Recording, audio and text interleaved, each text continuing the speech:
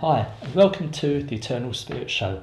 I'm Paul Salmon, I'm a psychic medium, and my guest today is Tina Morford, who is a celebrant, among other things. But Tina, what is a celebrant? A celebrant. This is a good question. A celebrant is a person who performs life ceremonies.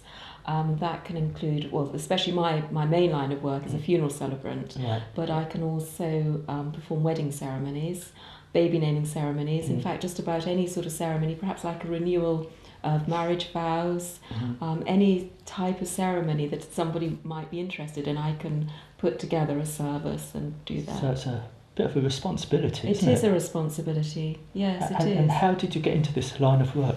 Well, it's interesting. I've been an organist, a church organist for many, many years, probably about 20 years now.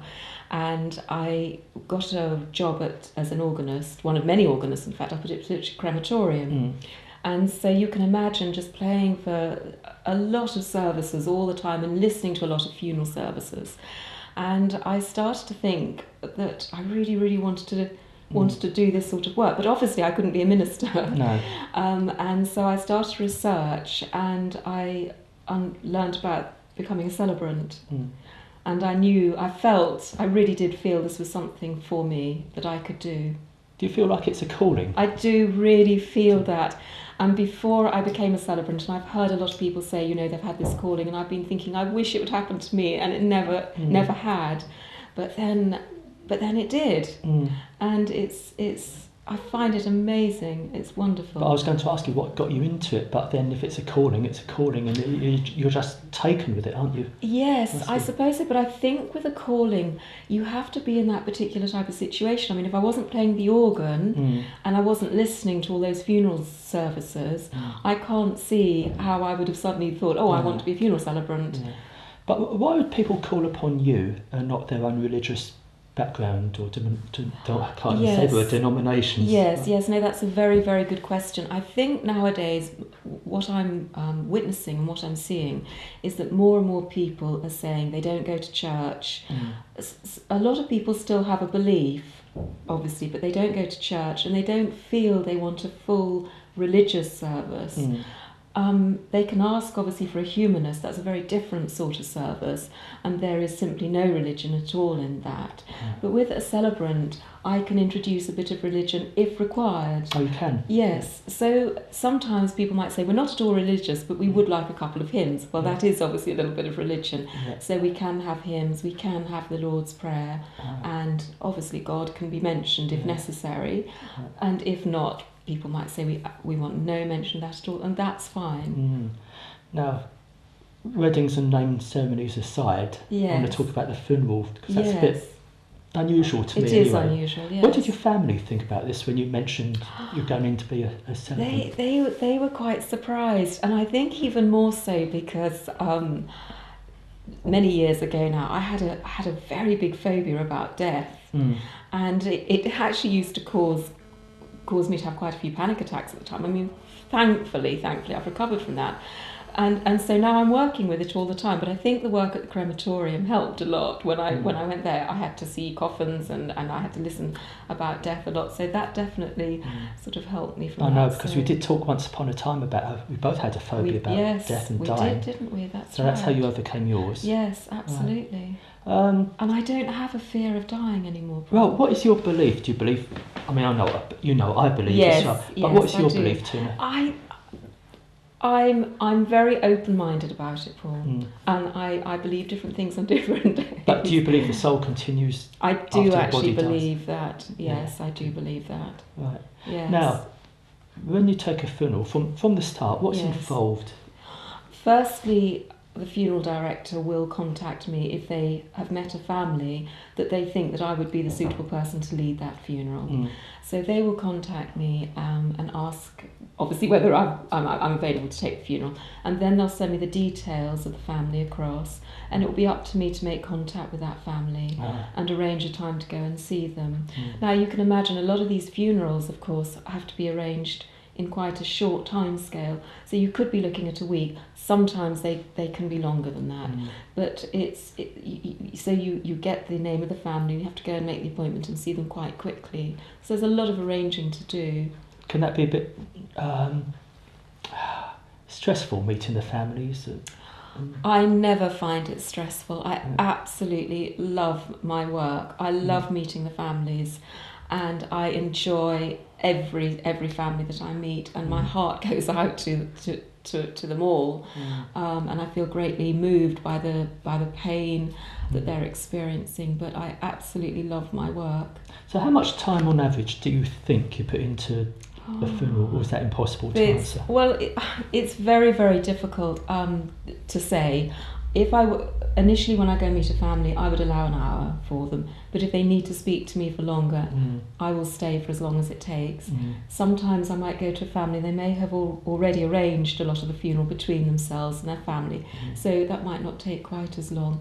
But then I go home and I put together the service very much in mind with the person who's deceased and what I feel would be appropriate, so appropriate readings or poems or the final words of the committal. And that is what can be quite time consuming. And I will always study and listen to what the family really, really want. And so I'm not going to say that every service is totally unique, but every service is put together in a very different way. Is there one service that sticks in your mind for being a bit special, or?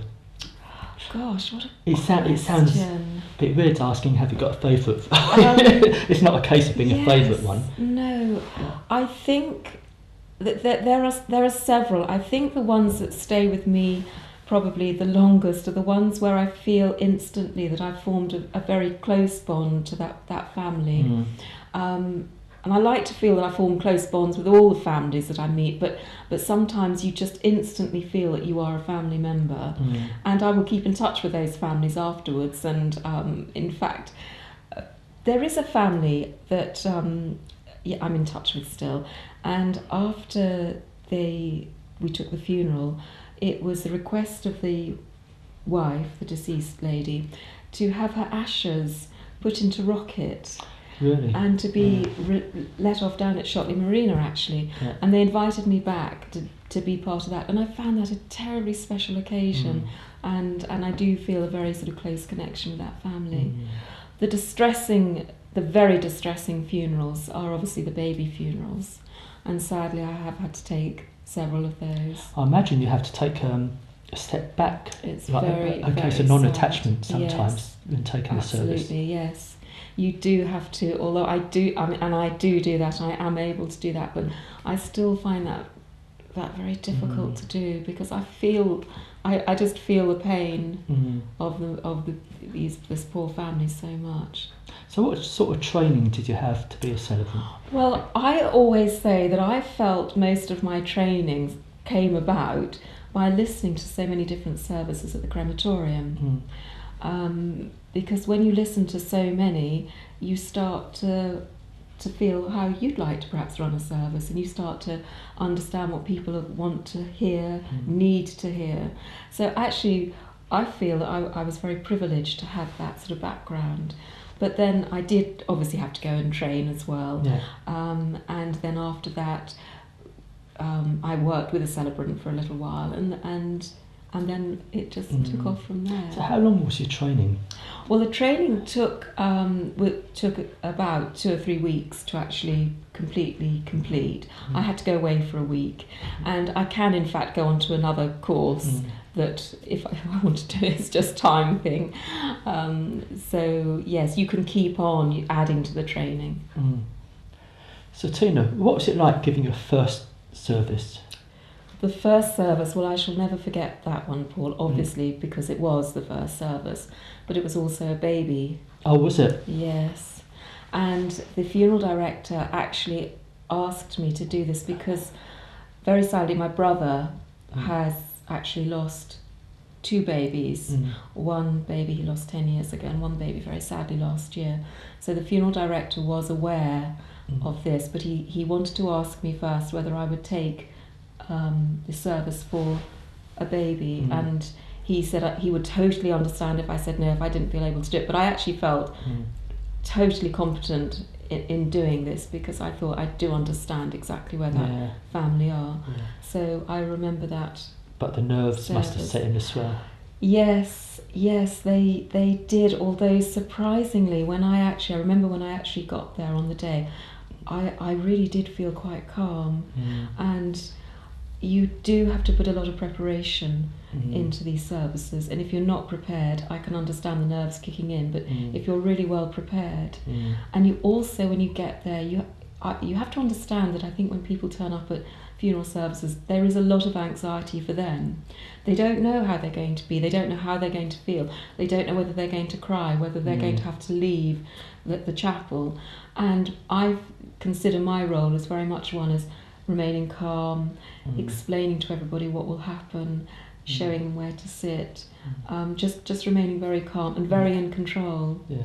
Now, this might be hard for you to answer, but what makes a good celebrant?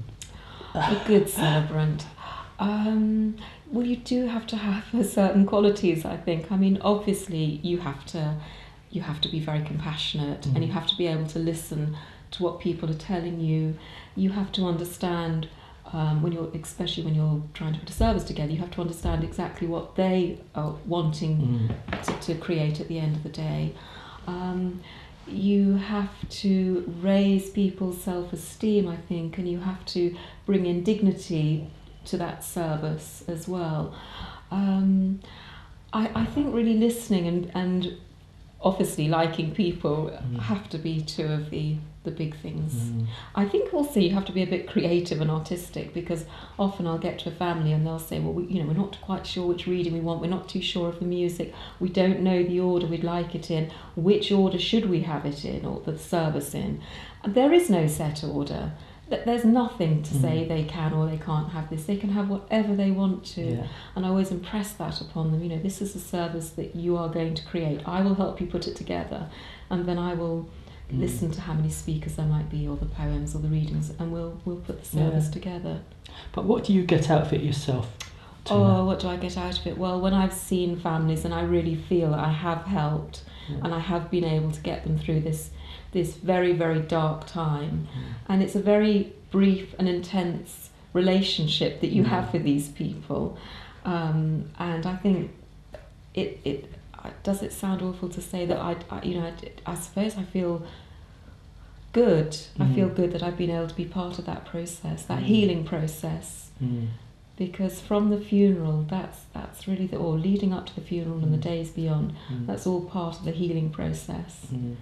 Now, where are you based? I live in Campsie Ash. Right. So, what sort of area do you cover? I mean, do you travel? Would you travel out to? I see. Well, I work from Ipswich Crematorium and Seven Hills. I could go anywhere. Yeah. But those are the two. That's where you're based. Yes. Yeah. And how long had you been playing the organ? The organ, I've been playing that for, I'm sure actually it's probably about 26 years now. Is it that long? Yes, and I'm self-taught. I was a pianist to begin with. Well, I've been a pianist ever since I was a child. Not a very good pianist, I might add. And I, when I moved into the village of Campsie Ash, I only moved a mile away from my family home, and I moved into Campsie Ash, and somebody there had heard that I could play the piano, and she came and knocked on the door and she said, we need an organist for the church, would you consider? And I thought, oh yes, I really feel like being an organist. And I was so naive, and I went down to the organ at the church in Campsie Ash. I didn't even know how to switch it on, and then I saw all the pedals, and I realised this was a very, very different instrument to the piano. But I'm not easily defeated by anything, so I thought... Well, I was going to say to you, you like a bit of a challenge, I do like a challenge. I do, yes. And I know you like to be busy, someone tells me, because you do own a campsite, don't you? I do, that's right, I do. Tell me about the campsite. The campsite, well, this is I suppose my first official year of running it properly as a campsite with the proper facilities, but I've been running it on a casual basis for the last 2 years, because I needed to see whether this is something I could do.